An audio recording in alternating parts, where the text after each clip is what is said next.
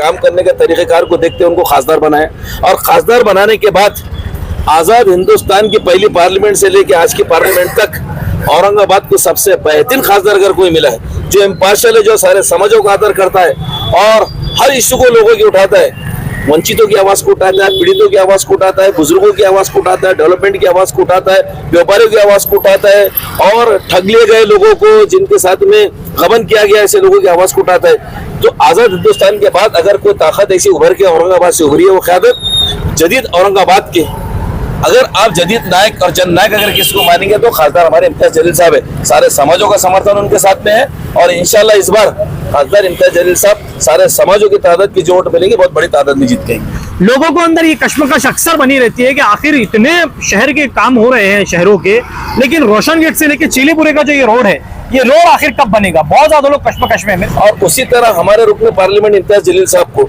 बार बार हमने बताया है कि इस रोड का बनना कितना जरूरी है, और इम्तियाज जलील साहब ने पूरा करस्पॉन्डेंस खुद हमारे व्यवस्थापक एडमिनिस्ट्रेशन जनाब जी श्रीकांत साहब से रात उन्होंने मोबाइल पे बात की, मीटिंगों में उनके सामने इस बात को रखा, हमको जब मौका मिला हमने मीटिंग के अंदर इस बात को रखा कि इस रास्ते का बनना क्यों जरूरी है। ये उसी की वजह है जो ये पूरे रास्ते के ऊपर आपको जो ट्रैफिक दिखाई दे रहा है, और ये रास्ते के अंदर जो रास्ते में दुश्वारियां दिखाई दे रही है। कि खासदार साहब पे जो लेटर गया उसके ऊपर मीटिंग हुई बाज़ाब्ता, मीटिंग के अंदर ये तय हुआ कि कौन सी क्वांटिटी बची है, कितनी बची है, उसके अंदर से निकल के आया कि ये रोड्स कर सकते हैं, क्योंकि खासदार साहब का लेटर है। खासदार साहब ने डायरेक्ट बात भी की थी, उसके बाद उन्होंने मीटिंग लेकर ये तय किया और उसके अंदर ऑर्डर पास किया कि ये 3 रोड जो है तो हम स्मार्ट सिटी के बजट में से बनाने जा रहे हैं।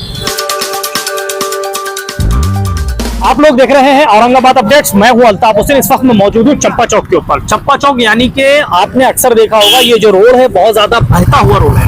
बहता हुआ इसलिए है, आजाद चौक हो, नारेगांव हो या उसके अलावा बजरंग चौक हो, वहां से सारे लोगों के लिए ये एक बड़ा रास्ता है। ये बहुत बड़ा रास्ता जाता है, घाटी की तरफ जाता है। इस रास्ते के बीच में चंपा चौक से लेकर चेलीपुरे तक या रोशन गेट से लेकर चेलीपुरे तक कई हॉस्पिटल्स बीच में लगते हैं, मस्जिदें बीच में लगती हैं, या उसके अलावा खाने की होटलें बीच में लगती है, डिलीवरी के हॉस्पिटल बीच में लगते हैं, हार्ट अटैक के हॉस्पिटल बीच में लगते हैं, बड़े बड़े हॉस्पिटल बीच में लगते हैं। लोगों को अंदर ये कश्मकश अक्सर बनी रहती है कि आखिर इतने शहर के काम हो रहे हैं शहरों के, लेकिन रोशन गेट से लेकर चीलीपुरे का जो ये रोड है, ये रोड आखिर कब बनेगा? बहुत ज्यादा लोग कश्मकश में। मेरे साथ आज एमआईएम के माजी नगर सेवक भी है, नासिर सिद्दीकी साहब है गठ नेता, उसके अलावा फेरोज खान साहब है, और आरिफ हुसैन साहब प्रवक्ता माने जाते हैं, कार्यकर्ता एमआईएम के। मैं इनसे बात करने की कोशिश करूंगा। यहाँ पर देखा जाता है आसपास में एमआईएम की सीटें हैं, लेकिन फिर वही सवाल बनता है कि ये रोड जो है आखिर क्यों नहीं बना? मैं इनसे बात करने की कोशिश करूंगा। सर, ये जो रोशन गेट से लेकर चीलीपुरे का जो रोड है, बीच में हॉस्पिटल्स है, मस्जिद है, उसके अलावा हॉस्पिटल के अलावा बच्चे यहाँ से स्कूल जाते हैं, ये बड़ा रोड है, ये आपको पता है अच्छे से। लेकिन एमआईएम के रोशन गेट पे भी वहाँ पर एमआईएम की सीट है, शाह बाजार में आपकी सीट है, नवाबपुरा इस साइड आपकी सीट है, ये रोड का काम आखिर क्यों नहीं हुआ? देखिए, दरअसल बात ऐसी है कि स्मार्ट सिटी की तरफ से जो रास्ते लिए गए हैं, उन रास्तों के अंदर सबसे पहला काम खासदार इम्तियाज जलील साहब रुकन पार्लियामेंट ने हमारे ओल्ड सिटी के बहुत सारे रोड तय के लेटर कमिश्नर साहब को दे चुके हैं, जिसमें ये रास्ता भी उसमें आता है। अब इस काम को ताखिर होने की जो बात आप कर रहे हैं, सबसे अहम चीज इसमें थी कि ड्रेनेज लाइन का काम करना बहुत जरूरी है। आप तमाम लोगों को मालूम होगा कि अभी जो है तो एक पब्लिक लिटिगेशन हाईकोर्ट में डाला गया था, जिसके अंदर हाईकोर्ट के ऐसे डायरेक्शन है कि जब तक ड्रेनेज लाइन के और वाटर लाइन के आप काम कंप्लीट नहीं करते, तब तक इसके ऊपर सीसी रोड का काम नहीं करना चाहिए। तो इसी चीज को मद्देनजर रखते हुए हमारे कायदे मोहतरम जनाब, हमारे क़यादत में ग्रुप लीडर हमारे नासिर सिद्दीकी साहब, हमारे फेरोज खान साहब, तमाम ग्रुप ने मिलके चंपा चौक से लेके तो काली मस्जिद निशान के चौराहे तक भूमिगत गटर योजना की जो बड़ी लाइन है, वो लाइन का काम अभी महीना भर पहले करा है, जिसकी वजह से रोड और काफी टूट चुका है।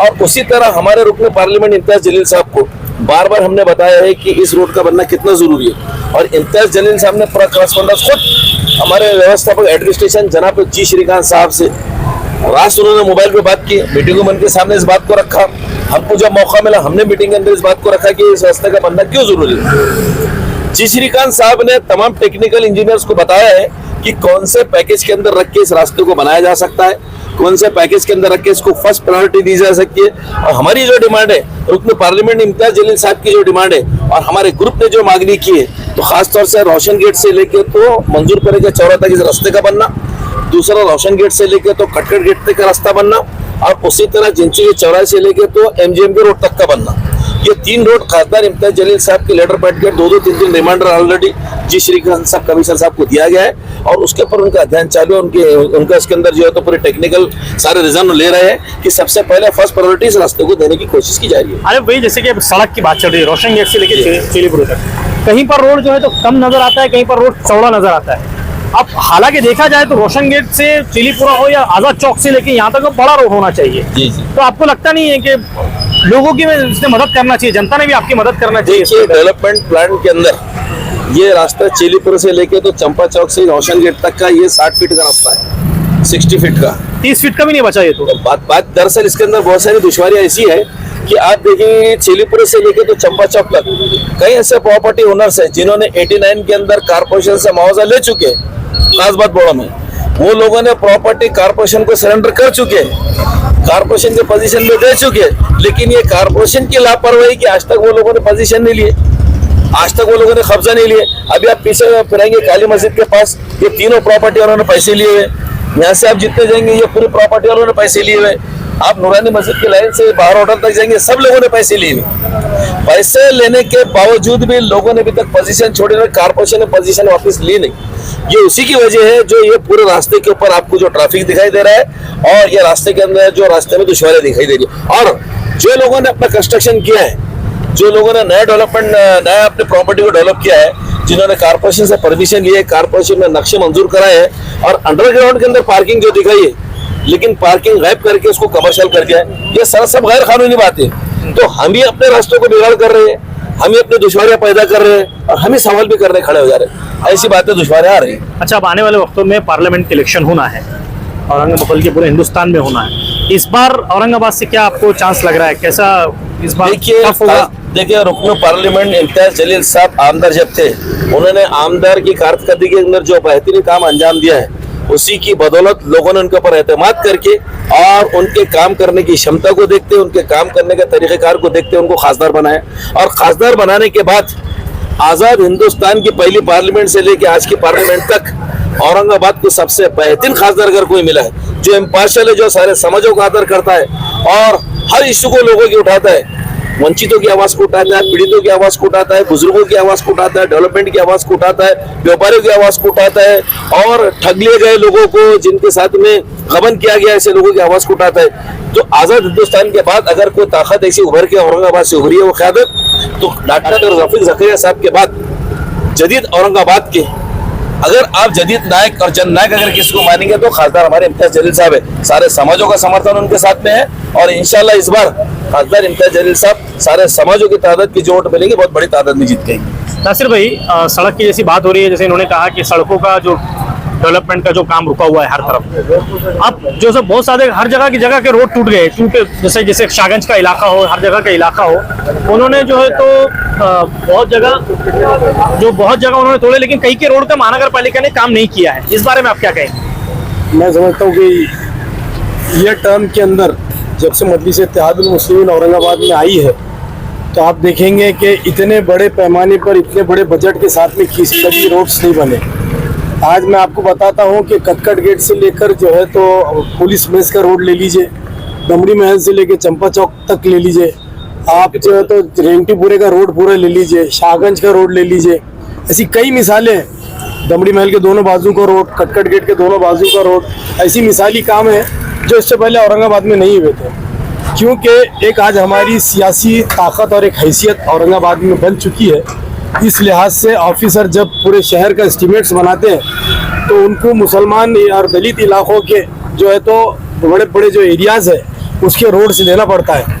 क्योंकि किसी वजह से ये चंपा चौक का रोड मेरे ख्याल से छूट गया था, तो लेकिन हमारी हर वक्त तो हर कामों के ऊपर नज़र रहती है, क्योंकि हमको मालूम है गांधी पुतले से जो है तो पोस्ट ऑफिस रोड बनना तय है, गांधी पुतले के बैक साइड से शिवाजी म्यूजियम है, कलेक्टर ऑफिस का रोड है, मंजूरपुरे से कारपोरेशन है, उसके बाद हमने जो है तो आज़ाद चौक से किराड़पुरे तक भी, रोशन गेट तक भी बना लिए। अब बचा खाली ये बेल्ट, तो इसके लिए हमने ये काम किया कि हमने देखा जो स्मार्ट सिटी के 300 करोड़ के बजट है उसके अंदर बहुत रोडों की क्वांटिटी बच रही है, तो हमने जाकर खासदार इम्तियाज जलील साहब से कहा कि आप कमिश्नर साहब से बात कीजिए उन्होंने कमिश्नर साहब से फौरन फ़ोन के ऊपर बात किया कि आपके पास जो रोड्स की क्वांटिटी बच रही है उसमें मुस्लिम इलाके के 2 से 3 रोड है, जो कि चंपा चौक से रोशन गेट से लेके मंजूरपुरा, दूसरा कटकट गेट से रोशन गेट, तीसरा जैसा आरिफ भाई ने कहा MGM से लेके तो गंजे शहीदा तक। तो ये 3 रोड आप लीजिए। मुझे बड़ी खुशी हो रही है इस बात को सुनाते हुए, और आपके माध्यम से तमाम जनता को मैं ये खुशखबरी देना चाहता हूँ कि ये तीनों रोड्स जो है तो कमिश्नर साहब ने ले चुके हैं, मंजूर हो चुके हैं। चूँकि इसका ड्रेनेज का काम आरिफ भाई ने बहुत भागते अर्जेंट में करवाया, अब उसके बाद में ड्रेनेज का होने के बाद में इंशाल्लाह बहुत ही जल्द ये रोड का काम और जो बचे हुए रोड का काम होने वाला है। इस तरह पूरे औरंगाबाद में अल्हम्दुलिल्लाह जब से जहाँ जहाँ मजलिस इत्तेहादुल मुस्लिमीन है वहाँ नहीं, बल्कि जो इलाकों में नहीं भी है वहाँ के भी हमने जो है तो बाज़ाब्ता वहाँ के रोडों का भी काम किया है। खासदार साहब के लेटर जो है कमिश्नर साहब को जो पहुंचे, जैसे कि रोड के ताल्लुक से जो बात हुई थी जब उनकी, उस लेटर के ऊपर एक्शन लिया गया कुछ? मैं वही बताना चाह रहा हूँ कि खासदार साहब का जो लेटर गया उसके ऊपर मीटिंग हुई बाज़ाब्ता। मीटिंग के अंदर ये तय हुआ कि कौन सी क्वांटिटी बची है, कितनी बची है, उसके अंदर से निकल के आया कि ये रोड्स कर सकते हैं। क्योंकि खासदार साहब का लेटर है, खासदार साहब ने डायरेक्ट बात भी की थी, उसके बाद उन्होंने मीटिंग लेकर ये तय किया और उसके अंदर ऑर्डर पास किया कि ये 3 रोड जो है तो हम स्मार्ट सिटी के बजट में से बनाने जा रहे हैं। बैरिस्टर असदुद्दीन ओवैसी औरंगाबाद आए थे, आपके एरिया में भी उन्होंने मुझे लगता है कि विजिट दी है। अब एमआईएम इस बार क्या, जैसे लास्ट टाइम मैंने देखा था कि आपके ऊपर भरोसा किया था मजलिस इत्तेहादुल मुस्लिमीन ने, आपको टिकट मिला था मध्य से, अब इस बार क्या कुछ ऐसा आपको लगता है कि इस बार फिर कुछ चांस बनेगा, या फिर जैसे कि बैरिस्टर असदुद्दीन ओवैसी हमारे इलाकों में कुछ भी इलाकों में उन्होंने जो है विजिट दी, अब इस सड़क के ऊपर, जब इस सड़क के ऊपर वो गुजरे तो उनको नहीं लगा कि भाई यहाँ पर भी अपने एरिया के कुछ नगर सेवक है, ये रोड का काम आखिर क्यों रुका? नहीं, देखिए सबसे पहले तो मैं मेरे पार्टी के जो कायदीन हैं उनका शुक्रिया अदा करूँगा कि इससे पहले उन्होंने मुझे असेंबली हल्के से मध्य के जो है सेंट्रल का वहाँ से MLA का टिकट दिया। उसके बाद मुझे फ़ख्र है यहाँ के औरंगाबाद के लोगों के ऊपर जिन्होंने मुझे लगभग 70,000 के करीब वोट दिया। और आगे का जैसा आप पूछ रहे हैं तो मैं ये बात बताऊंगा कि मैं लगातार 4 साल से है तो ग्राउंड के ऊपर लोगों ने मुझे जो वोट दिए थे उस बिना पे काम कर रहा हूँ। अब आगे मेरी पार्टी जो भी डिसाइड करेगी, चाहे मुझे दो या चाहे किसी और को दो, मैं पार्टी का आदमी हूँ। पार्टी का जो भी फैसला रहेगा मैं पार्टी के फैसले के साथ कायम रहूंगा इंशाल्लाह। ईवीएम मशीन के ऊपर देखा जा रहा है कि कोई लोग उसका विरोध कर रहे हैं, कह रहे हैं कि इस बार ईवीएम पे इलेक्शन ना हो। आप क्या एमआईएम की तरफ से क्या स्टैंड रहेगा इस मामले में? देखिए ईवीएम का जो विरोध कर रहे हैं वो कांग्रेस पार्टी और दूसरे जो पार्टियां हैं वो कर रहे हैं, और मैं समझता हूँ कि ईवीएम लाने वाली कांग्रेस ही है। क्योंकि जब कांग्रेस की गवर्नमेंट थी हिंदुस्तान के अंदर तो ये ईवीएम मशीन लाने वाली कांग्रेस है। ये सब जो है तो इन लोगों के एक ही थाली के चट्टे बट्टे हैं ये लोग। कांग्रेस RSS में कोई फर्क नहीं है, बीजेपी के अंदर कोई फर्क नहीं है, ये सब मिले हुए। यहाँ पर आप देख रहे होंगे कि कानून सिर्फ मुसलमानों के खिलाफ बन रहे हैं। मैं बड़ी जिम्मेदारी से कहूँगा कि आज जो भी जो है आप देखिए जहाँ पे भी मामला हो रहे हैं, मस्जिद के हो, मॉब लिंचिंग के हो या और कोई भी मामला हो, वो मुसलमानों को एक तरफ कर दिया गया है। उनको मालूम है 20% से जो है तो हमारे को वोट का फायदा नहीं है। ये वोटों की राजनीति करने के लिए कांग्रेस भी कहीं ना कहीं उनके साथ में है। आज जोर शोर से बोल रही है कांग्रेस कि बाबरी मस्जिद का ताला राजीव गांधी ने खुलवाया, बाबरी मस्जिद नरसिम्हा राव के पीरियड में गिरी, बाबरी मस्जिद हमारे पीरियड में बनेगी, इसके अंदर हमारा हाथ है, हमारा पाँव है। कांग्रेस खुल के कह रही है। तो ये लिहाजा मैं तमाम मुसलमानों से यही कहूँगा कि मजलिस इत्तेहादुल मुस्लिमीन एक मुत्तहिदा प्लेटफॉर्म है जहाँ से आप अपनी सियासी आवाज़ को उठा सकते हैं, मजबूत कर सकते हैं। और बैरिस्टर असदुद्दीन ओवैसी साहब अभी पिछले आज जैसा आपने कहा 2-4 दिन पहले आए थे मेरे वार्ड में, फिरोज खान साहब के वार्ड में, शेख अहमद साहब के वार्ड में। उन्होंने इनॉग्रेशंस किए, लगभग 3-4 करोड़ के करीब के काम थे। अगर उन्हें और ज़्यादा वक्त देते तो इंशाल्लाह हमारे कई कारपोरेटर्स के पास और कई जो है तो करोड़ों के काम थे। लेकिन साहब ने कहा इंशाल्लाह नेक्स्ट टाइम जब आऊँगा तो आप जैसा कहेंगे वैसे इंशाल्लाह इनॉग्रेशन भी होंगे। और वो यहाँ के शहर के जो है जिन रोडों से गुजरे तो तकरीबन अच्छे ही थे माशाल्लाह, और आने वाले वक्तों में और भी अच्छे हो जाएंगे।